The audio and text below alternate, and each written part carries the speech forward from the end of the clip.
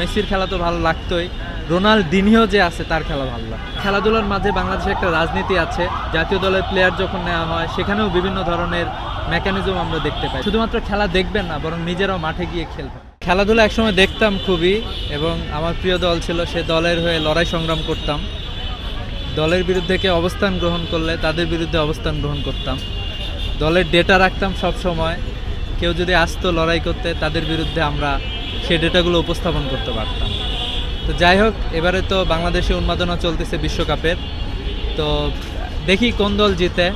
আমরা চাই নতুন কোনো দল জিতুক, এই প্রত্যাশা আমাদের। এখন আমার একটা দল ছিল, এখন না বলি, একসময় খুব বলতেছিলাম যে একটু খুবই সাপোর্ট করতাম, এখন আর সেরকম সাপোর্ট নাই আসলে। যতটুকু দেখি যে বাংলাদেশে আর্জেন্টিনা এবং ব্রাজিল এই দুটো দলের সাপোর্টারই বেশি। তো আমার মনে হয় যে আর্জেন্টিনার সাপোর্টার একটু বেশি, ব্রাজিলের হয়তো একটু কম। সারা দেশব্যাপী না, বিভিন্ন পরিসংখ্যানে দেখা যায়, বিভিন্ন ভোট টোটে দেখা যায়।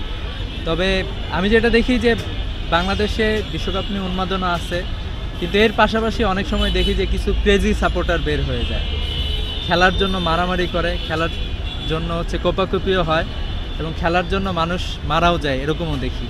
তো আমরা প্রত্যাশা করি যে সাপোর্টার থাকবে, কিন্তু এরকম পাগল সাপোর্টার কেউ হয়েন না।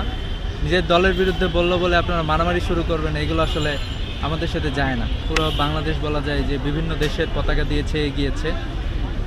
তো আমরা মানুষজন খেলা দেখতেছে, তো আশা করছি যে মানুষজন খেলা দেখলেও যাতে করে এটা একবারে উন্মাদনা এবং এটা নিয়ে মারামারি এবং ইত্যাদি পর্যায়ে না চলে যায়, এটা হলো আমাদের প্রত্যাশা।